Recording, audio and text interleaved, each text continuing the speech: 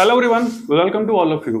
ठीक है, देखिए हमारी कई सीरीज क्या है स्टार्ट हो चुकी हैं आरएस एग्जाम्स के लिए, जो 2026 का अपकमिंग एग्जाम है। ठीक है, तो आज के वीडियो से क्या है, हम इंटरनेशनल रिलेशंस को क्या करेंगे, शुरू करेंगे फॉर इंग्लिश मीडियम स्टूडेंट्स। ठीक है, पहले हमने क्या है बायलिंगुअल स्टार्ट किया था, लेकिन अब क्या है कि पहले इसे इंग्लिश मीडियम में रखा जाएगा, फिर उसके बाद कुछ दिनों के बाद हम देखते हैं इसे ट्रांसलेट करते हैं। ठीक है, तो यहाँ पर क्या हम स्टार्ट करेंगे इंटरनेशनल रिलेशंस। और इंटरनेशनल रिलेशंस ध्यान रखिएगा कि ये क्या है कि पूरे सिलेबस का आपका सबसे डायनामिक सेक्शन है। क्या है, सबसे डायनामिक सेक्शन है, और इसके अंदर सबसे बड़ी चीज आ जाती है आपके पास में जियो पॉलिटिक्स।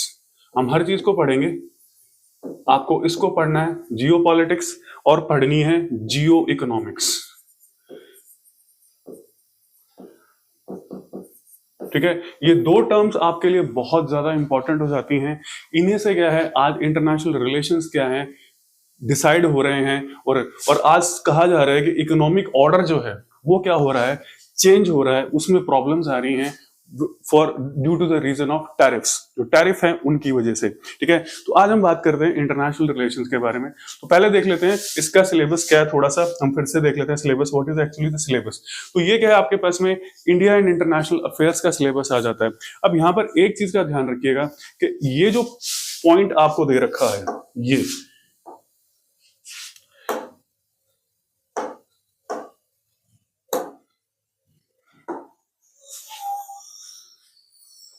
ठीक है, contemporary strategic initiatives in India's foreign policy. ठीक है, ये आपके लिए सबसे ज्यादा इंपॉर्टेंट पॉइंट हो जाता है, और यही क्या करता है, इसको पूरे के पूरे को क्या है डायनामिक बना देता है पूरे के पूरे। ये तो आपको सारा पढ़ना ही पढ़ना है, लेट्स डिस्कस इट। तो सबसे पहले आपको क्या करना है, पोस्ट कोल्ड वॉर चेंजेस, यानी जो कोल्ड वॉर था, ठीक है, उसके बाद क्या चेंजेस हुए, जो वर्ल्ड है वो यूनिपोलर बन गया, मल्टीपोलर बन गया, किस तरह से बन गया। फिर आपके बात है यूएसएस हेजेमनी। ठीक है, अब ये यूएसएस हेजेमनी के अंदर ये जो वर्ड है आपके पास में, ये वर्ड क्या होता है कि सबसे इंपॉर्टेंट हो जाता है किसमें, इंटरनेशनल रिलेशंस के अंदर, आईआर के अंदर, और यही वर्ड इंपॉर्टेंट हो जाता है जियो पॉलिटिक्स के अंदर, और यही वर्ड इंपॉर्टेंट आ जाता है आपके पास में जियो इकोनॉमिक्स के अंदर। ठीक है, तो ये वर्ड आपके लिए बहुत ज्यादा क्या है, इंपॉर्टेंट है। इस पर आपको बहुत ज्यादा क्या करना पड़ेगा, फोकस करना पड़ेगा। हम इसको स्टडी करते हैं। फिर आ जाता है मल्टीपोलैरिटी, ये भी मल्टीपोलर वर्ड हो गया। ग्लोबल पॉलिटिकल इकोनॉमी, ठीक है, कि ग्लोबल लेवल पे पॉलिटिकल इकोनॉमी, यानी पॉलिटिक्स और इकोनॉमी किस तरह से क्या है ट्रेंड कर रही है। ठीक है, फिर ये इंपॉर्टेंट आ जाता है इंटरनेशनल रिलेशन, टेररिज्म। ठीक है, अब ये इंपॉर्टेंट इसलिए हो जाता है क्योंकि इसको आपको क्या करना पड़ेगा, एक नया जो टॉपिक आपके जोड़ा गया है, ठीक है, वो है इंटरनल सिक्योरिटी।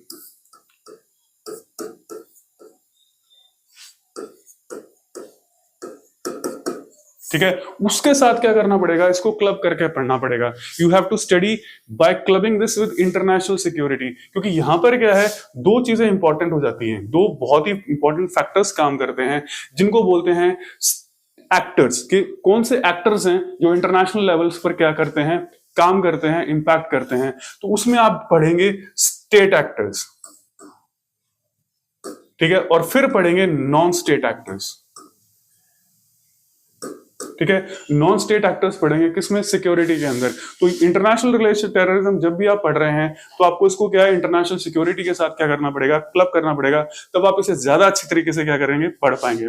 फिर आता है determinants and attributes of India's foreign policy. ठीक है, यहां पर क्या है, जो बेसिक्स होते हैं फॉरेन पॉलिसी के या किसके, इंटरनेशनल रिलेशंस के, उनको आपको ध्यान में रखना है, क्योंकि इनके बिना आप आंसर को क्या फ्रेम नहीं कर सकते। You can not frame the answer.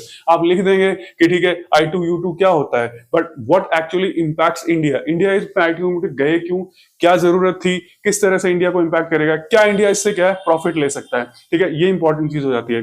फिर आता है India's relations with major powers and neighbouring countries. ठीक है, यानी इंडिया के रिलेशंस मेजर पावर्स। अब यहां पर क्या है, पहले उन्होंने स्पेसिफाई किया हुआ था ये पावर्स आपको पढ़ने हैं इन कंट्रीज। अब मेजर पावर्स में कुछ भी हो सकता है, एनीवन, यूएसए, यूके, ठीक है, यूरोप, रशिया, ऑस्ट्रेलिया, ये जितने भी हैं ये मेजर पावर्स हैं। कोई इकोनॉमिकली पावर है जैसे जापान है, कनाडा है, ये इकोनॉमिक पावर्स हैं, इटली है।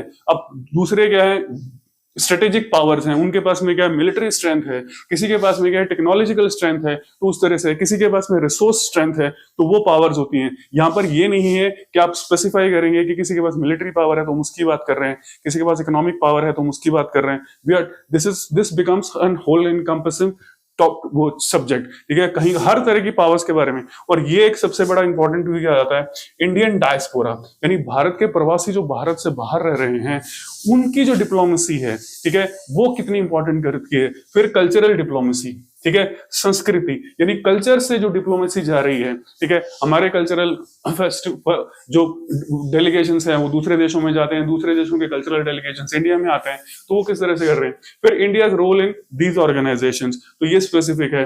फिर आ जाता है इंडियाज लीडरशिप, ये इंपॉर्टेंट हो जाती है, India's leadership in climate change and green diplomacy, ठीक है, क्लाइमेट चेंज और ग्रीन डिप्लोमेसी। और खास करके इसके अंदर जो है इंडिया जो है ग्लोबल साउथ का जो क्या बन रहा है, एक वोकल वॉइस बन रहा है, वो आपको क्या है पढ़ना है। और ये मैंने लास्ट में आपको बता दिया है कि contemporary strategical initiatives in India's foreign policy, ठीक है, ये आपके लिए क्या है सबसे इंपॉर्टेंट हो जाता है। जैसे फॉर एग्जांपल हम बात कर लेते हैं कि बोर्ड ऑफ पीस,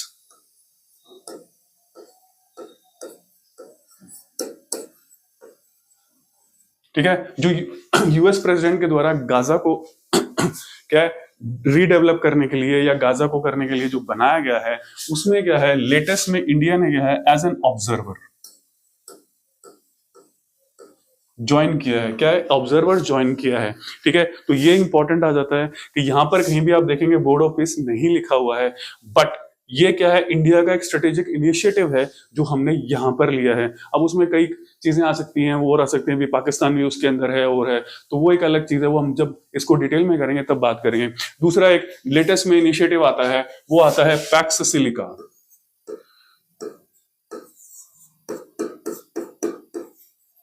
ठीक है, पैक्स सिलिका जो है वो इनिशिएटिव आ जाता है, जो क्या है चाइना की जो ग्रोइंग आर्टिफिशियल इंटेलिजेंस है उसको कंट्रोल करने के लिए यूएस का इनिशिएटिव है। तो इंडिया इसमें भी क्या है पार्टिसिपेट करना शुरू कर चुका है, ठीक है। फिर हमारे यहाँ क्या एआई इंपैक्ट समिट हुई थी लेटेस्ट में, जो थोड़ी कंट्रोवर्शियल थी, उस कंट्रोवर्सी की बात हम नहीं करेंगे। तो वो चीजें क्या है आपको अच्छे तरह से करनी है, और ये सारी चीजें किसमें आ जाएंगी, कंटेम्पररी स्ट्रेटेजिक इनिशिएटिव्स। जो भी कंटेम्पररी स्ट्रेटेजिक इनिशिएटिव्स होंगे वो आपको करने हैं, अभी तक हो चुके वो भी करने हैं, और जो आगे आने वाले होंगे वो भी क्या है आपको you have to do it. अब हम बात करते हैं इसके कुछ स्पेसिफिक चीजों को क्या है पढ़ते हैं। तो कुछ वीडियोस को क्या है हम थोड़ा स्लो रखेंगे, क्या रखेंगे स्लो, फिर उसको क्या है थोड़ा सा बढ़ाएंगे, ठीक है, स्पीड आपकी बढ़ेगी और वीडियो का टाइम भी बढ़ेगा। तो आज हम बात कर लेते हैं, सबसे पहले बात करेंगे जब हमने बात की व्हाट वी टॉक्ड, तो सबसे पहले हमने बात की, हम बात कर लेते हैं इंटरनेशनल रिलेशंस की।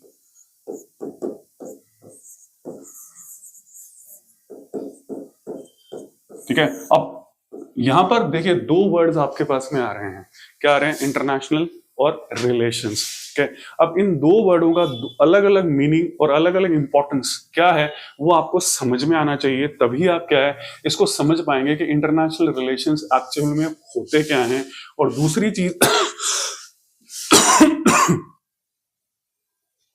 और दूसरी चीज ये है कि क्या ये कोई नई टर्म है क्या, ठीक है, इंटरनेशनल रिलेशंस जो है एज अ कॉन्सेप्ट नया है या एज अ बिहेवियर नया है, किस तरह से ये आता है। तो ध्यान रखिएगा, पहली बात तो हम बात कर लेते हैं कि रिलेशंस आपको सबको पता है क्या होते हैं, all of you knows about what are relations, ठीक है। किसी के साथ में क्या क्या करना भी, किसी भी तरीके से क्लोजनेस करना, ठीक है, तो किसी के साथ क्लोजनेस होने से, चाहे वो इकोनॉमिक हो, सोशल हो और हो, तो वो क्या होता है रिलेशन हो जाती है, ठीक है। तो उसको हम क्या कह रहे हैं, रिलेशंस कह रहे हैं। अब रिलेशंस व्हाई, यहां पर आपको इस चीज का जवाब देना है कि व्हाई रिलेशंस आर फॉर्म्ड, के रिलेशंस बनाए क्यों जाते हैं, what is the need for relations, के क्यों रिलेशंस बनाए जाते हैं, क्या जरूरत पड़ी है रिलेशंस बनाने की, ठीक है, हमें जरूरत क्यों पड़ती है रिलेशंस बनाने की, ठीक है। तो यहां पर ध्यान रखिएगा दो चीजें इंपॉर्टेंट होती हैं, क्या दो चीजें इंपॉर्टेंट होती हैं, दो ही चीजों पर रिलेशंस बनाए जाते हैं, या तो आपको क्या है किसी चीज की नीड है, ठीक है, या तो किसी चीज की आपको क्या है जरूरत है कि आप वो जरूरत पूरा करना चाहते हैं, क्या करना चाहते हैं, जरूरत क्या करना चाहते हैं, पूरा करना चाहते हैं कि आपको किसी चीज की जरूरत है, तब आप क्या कर रहे हैं, रिलेशंस बना रहे हैं, यू आर मेकिंग रिलेशंस। जैसे मान लीजिए आप कोचिंग इंस्टीट्यूट पे जाते हैं, तो क्यों, तो कोचिंग इंस्टीट्यूट से क्या आप फॉर्मल रिलेशंस बनाते हैं, या किसी से भी क्या आप फॉर्मल रिलेशंस बना रहे हैं अपनी पढ़ाई के लिए, तो क्यों बना रहे हैं, क्योंकि आपको क्या है, कॉन्सेप्ट को समझना है, चीजें समझनी है, जिससे आप एग्जाम को क्या करें, क्लियर कर पाए। ठीक है, तो ये चीज हम अभी इंटरनेशनल की बात नहीं कर रहे हैं, नॉट सिर्फ बात कर रहे हैं इन रिलेशंस की, रिलेशंस क्यों। और दूसरा जो आता है वो आता है, इसको आप चाहे स्ट्रेटेजी कह लीजिए, क्या चाहे स्ट्रेटेजी कह लीजिए, चाहे स्ट्रेटेजिकल इन्फ्लुएंस कह लीजिए, स्ट्रेटेजिक कुछ कह लीजिए। तो यहां पर क्या है, ये आता है आपके लिए इन्फ्लुएंस।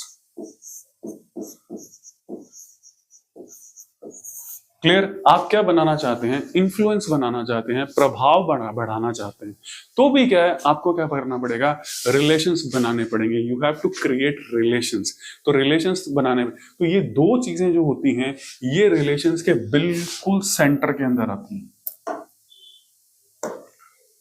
क्या है, ये बिल्कुल रिलेशंस के क्या है, सेंटर के अंदर आती हैं। अगर ये दो चीज आप समझ जाएंगे तो आप इंटरनेशनल रिलेशंस को पूरी तरीके से समझ जाएंगे कि इंटरनेशनल रिलेशंस क्यों बनाए जाते हैं और क्यों फिर हम हेजेमनी की तरफ क्या है बढ़ रहे हैं, कि हेजेमनी का कॉन्सेप्ट आता है। ठीक है, अब बात करते हैं इंटरनेशनल की। ठीक है, अगर हम एज अ कॉन्सेप्ट की बात करें तो ये क्या है, बहुत ही नया कॉन्सेप्ट है, ज्यादा पुराना नहीं है कि इंटरनेशनल रिलेशंस का जो कॉन्सेप्ट है और है सारी चीजें। पर अगर आप इसकी बिहेवियर की बात करेंगे,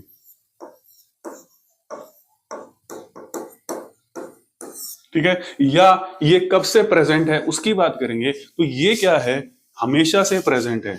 जैसे जब से ह्यूमैनिटी आई है तभी से क्या है, दिस इज प्रेजेंट, क्या ये प्रेजेंट है। इसके एग्जांपल्स ले लेते हैं। हमारे यहाँ क्या है कि अगर हम एंशियंट के अंदर, एंशियंट हिस्ट्री में जाएंगे तो आपको एक चीज नजर आएगी जिसको कहते हैं हम अश्वमेध यज्ञ।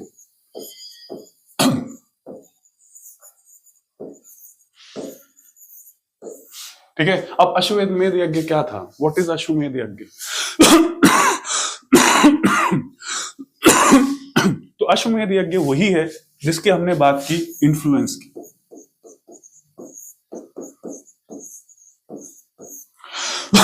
आपको पता है, एक हॉर्स क्या छोड़ दिया जाता था और उसके पीछे आर्मी चलती थी, क्या उसके पीछे आर्मी चलती थी, और वो पूरे के पूरे ग्लोब को क्या है, ट्रांसेंड करता था, पूरे ग्लोब पे चला। जिस भी एरिया से निकल, जिस भी राज्य से, स्टेट से वो पास ऑन हो रहा है, अगर वो स्टेट क्या करता है, उसको अपोज करता है, तो आर्मी से लड़ना पड़ेगा, क्या आर्मी से लड़ना पड़ेगा। अगर वो उसे अपोज नहीं करता है तो वो क्या है, क्या कर रहा है, उस जिस जिस स्टेट का वो हॉर्स है उसकी क्या सॉवरेनिटी या उसका कंट्रोल क्या करता है, स्वीकार कर लेता है कि हाँ आप मुझसे ज्यादा पावरफुल हैं, इसलिए अब मेरे ऊपर क्या है, आपकी पॉलिसीज वगैरह चल सकती हैं। तो ये चीज थी, तो ये क्या है, अश्वमेध यज्ञ है। ठीक है, तो ये क्या, इन्फ्लुएंस बढ़ाने का तरीका है, क्या बढ़ाने का तरीका है, इन्फ्लुएंस बढ़ाने का तरीका है। दूसरा, आपने हमेशा देखा होगा कि पुराने जमाने में क्या है, कि पुराने जमाने में कह दीजिए, आज भी क्या है, ये चीजें हो रही हैं, जिसको हम क्या बोलते हैं, मैट्रिमोनियल अलायंसेस।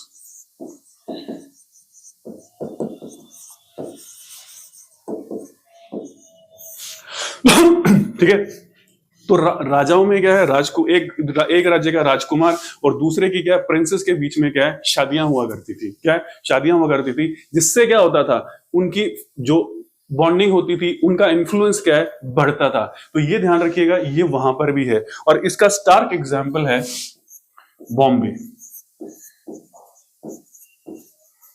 ठीक है, अब यहां पर क्या है कि आप कह सकते हैं कि आप कमेंट बॉक्स में लिख सकते हैं कि बॉम्बे का जो ट्रांजिशन था, ठीक है, ईस्ट इंडिया कंपनी को बॉम्बे कैसे मिला था। ठीक है, बॉम्बे जो था वो कैसे मिला था, जिसको आज हम मुंबई बोलते हैं, वो बॉम्बे उनको कैसे मिला था। तो ये आप ध्यान रखिएगा, गो फिर अब आप ढूंढिए इसे, और आप अगर आप लिखना चाहें तो कमेंट बॉक्स में लिखकर भेज सकते हैं। तो ये क्या है, मैट्रिमोनियल अलायंसेस। तो ये दो इंपॉर्टेंट चीजें हो जाती थी यहाँ पर। और एक यहाँ पर क्या है कि जो चाणक्य नीति थी, ठीक है, तो चाणक्य क्या कहते थे, जो आज वैलिड नहीं है, ठीक है, जो आज वैलिड नहीं है, ठीक है, आज हम उससे उल्टा कर रहे हैं, क्या आज हम उल्टा कर रहे हैं। तो चाणक्य नीति ये कहती थी कि neighbour is your biggest enemy. ठीक है, जो नेबर है, पड़ोसी है, वो तो सबसे बड़ा क्या है, एनिमी है। और पड़ोसी का जो पड़ोसी है वो क्या है, क्योंकि वो आपस में एनिमी है, इसलिए उन्होंने ये कहा था enemy of enemy is friend. Clear, enemy of enemy is friend, ये आज की पॉलिसी नहीं है, ये क्या है, एंशिएंट से चलती आ रही है कि enemy of enemy is friend. यही चीजें क्या है आज भी हो रही हैं कि भी एक दो कंट्री में अगर एनिमोसिटी हो जाती है तो एक कंट्रीज क्या करते हैं, उन कंट्रीज के साथ ज्वाइनिंग करते हैं जो उस कंट्री के क्या है, एनिमी होते हैं। तो ये इंपॉर्टेंट चीज हो जाती है, तो ध्यान रखिएगा एज अ सब्जेक्ट हम कहें, ठीक है, और एज ए कॉन्सेप्ट और बिहेवियर तो पहले से चला रहा है, पर एज ए सब्जेक्ट अगर हम बात करें तो ये क्या है, बिल्कुल रिसेंट है, 150-200 साल पुराना ही है, इससे ज्यादा नहीं है। सॉरी। तो ये चीज इसके अंदर आ जाती है। तो दो चीजें हमने पढ़ ली, पहला क्यों होता है, अब बात कर लेते हैं कि भी इंटरनेशनल रिलेशंस हमने पढ़ लिए, ये भी देख लिया। और इंटरनेशनल का मतलब ये हो गया जब कंट्रीज क्या कर रही हैं, आपस में रिलेशंस बना रही हैं। क्या बना रही है, कंट्रीज क्या कर रही हैं, आपस में रिलेशंस बना रही हैं, तो कंट्री को जरूरत पड़ जाती है, उसके लिए बना लेती है। और के लिए जैसे इंडिया को क्या है पेट्रोल चाहिए, क्या चाहिए, क्रूड ऑयल चाहिए। हमें क्या क्रूड ऑयल चाहिए, हमारा क्रूड ऑयल प्रोडक्शन क्या इतना ज्यादा नहीं है जो हम डोमेस्टिक वो सप्लाई को क्या है पूरा कर पाए, जो डोमेस्टिक डिमांड है उसको पूरा। तो हमें क्या करना पड़ेगा, क्रूड ऑयल के लिए जिन कंट्री के पास क्रूड ऑयल है उनके पास क्या है, हमें मूव करना पड़ेगा, जाना पड़ेगा। तो ये क्या है, जरूरत हो गई कि हम जरूरत कर रहे हैं। दूसरा क्या है, हम इन्फ्लुएंस भी कर रहे हैं। क्या कर रहे हैं, हम इन्फ्लुएंस कर रहे हैं। अगर आप बजट देखेंगे तो बजट में क्या है, कुछ ऐसे कंट्रीज को हम क्या कर रहे हैं, एड दे रहे हैं, सहायता दे रहे हैं जो बिल्कुल ही क्या है अंडर डेवलप्ड कंट्रीज हैं। तो वो क्या हुआ, इन्फ्लुएंस बढ़ाना हुआ। ठीक है, कि हमारा इन्फ्लुएंस क्या है, हम बढ़ा रहे हैं। जैसे अफगानिस्तान में पुराने टाइम में क्या है, जब तालिबान नहीं आए थे तो उस कंडीशन में जब अमेरिका का उस पर कंट्रोल था और था, तो इंडिया पूरा का पूरा क्या है, वहां पैसा अपना इन्वेस्ट कर रहे थे। वहां पे उन्होंने इंफ्रास्ट्रक्चर बनाया था, ब्रिजेस बनाए थे, रोड्स बनाए थे, यहाँ तक कि क्या है यहाँ वो क्या एक पावर प्रोजेक्ट भी बनाया था। इसी तरीके से क्या है, भूटान में हमारा बहुत सारा पैसा क्या है लगा हुआ है। ठीक है, तो ये चीज होगी इन्फ्लुएंस की। तो यहाँ पर ध्यान रखिएगा, दो चीजें इंपॉर्टेंट है, नीड एंड इन्फ्लुएंस। और एज ए कॉन्सेप्ट और बिहेवियर ये बहुत पुराने हैं, but as a subject it's already new. International का मतलब जब कंट्रीज आपस में क्या कर रही हैं, रिलेशंस क्या कर रही हैं, फॉर्म कर रही हैं। ठीक है, अब बात करते हैं, ये दो चीजें तो हमने कर ली। अब हमारा वर्ड जो आता है वो आता है हेजेमनी पे। ठीक है, हेजेमनी। अब देखिए हेजेमनी होता क्या है, व्हाट एक्चुअली इज हेजेमनी। अब हेजेमनी को अगर हिंदी में लिख लेंगे तो आपको बहुत ही जल्दी पता चल जाएगा। ये हिंदी वर्ड है हेजेमनी का, इसको हम कह रहे हैं वर्चस्व। क्या कह रहे हैं, वर्चस्व। अगर ये वर्ड आप समझ लेते हैं तो इंटरनेशनल रिलेशंस काफी हद तक क्या आप समझ जाएंगे। तो वर्चस्व इसका मतलब होता है, वर्चस्व का मतलब होता है कंप्लीट डोमिनेशन।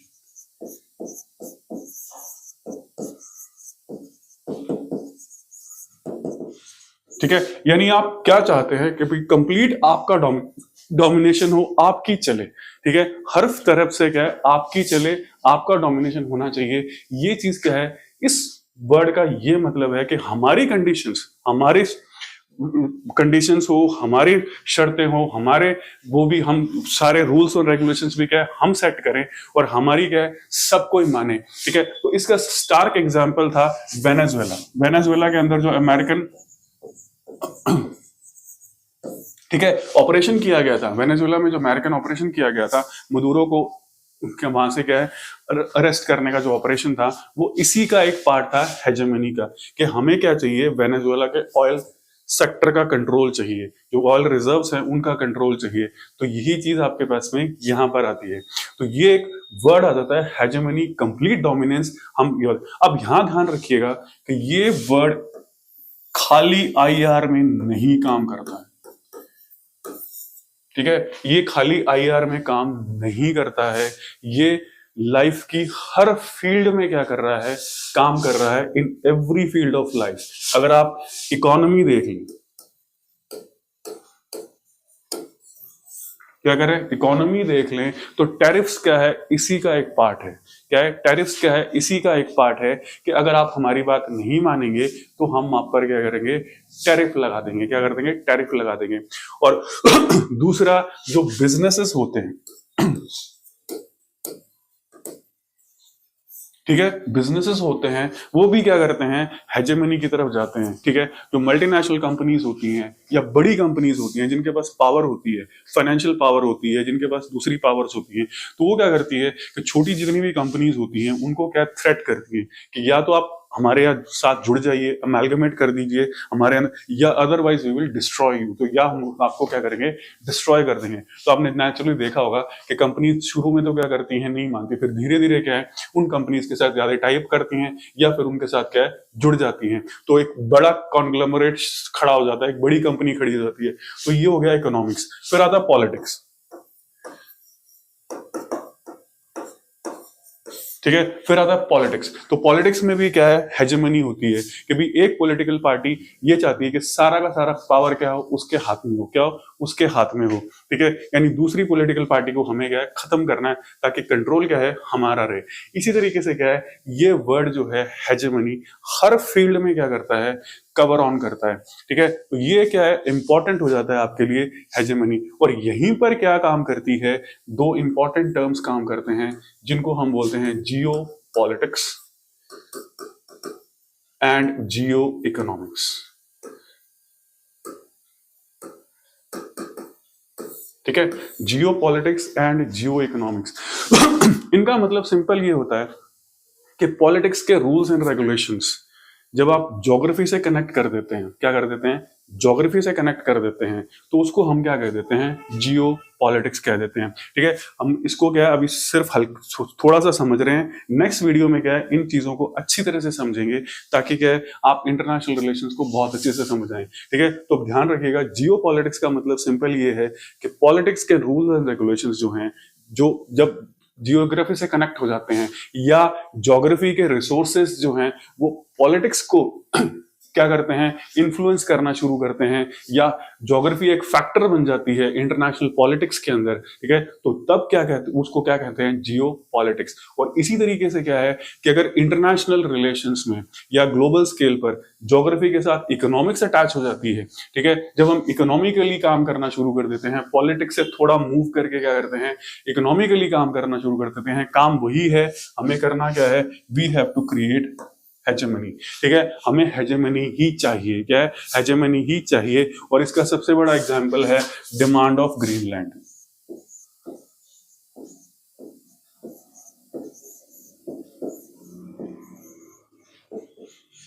ठीक है, demand of Greenland by Donald Trump. तो डोनाल्ड ट्रंप जो ग्रीनलैंड की डिमांड कर रहे हैं वो इसके अंदर आती है, क्या है, इसके अंदर कवर होती है। ठीक है, तो अब ध्यान रखिएगा, जियो पॉलिटिक्स एंड जियो इकोनॉमिक्स, ये दो इंपॉर्टेंट वर्ड्स होंगे हमारे लिए। तो नेक्स्ट वीडियो में क्या है, हम इन वर्ड्स को क्या कवर करेंगे। तो आज की वीडियो में हमने क्या है, इंटरनेशनल रिलेशंस, जियो पॉलिटिक्स या इनका क्या है, बेसिक्स कवर किया है। अब आगे वीडियो में क्या है, इनके बेसिक्स को कवर करेंगे और फिर वीडियोस में क्या है, हम जो स्पेसिफिकली सिलेबस में मेंशन्ड है वो, और जो करंट में जो चीजें हो रही हैं इंटरनेशनल रिलेशन से रिलेट करके, वो हम क्या करेंगे, कवर करना स्टार्ट करेंगे। तो आज के वीडियो में इतना ही, मिलेंगे नेक्स्ट वीडियो में। Thank you for watching the video.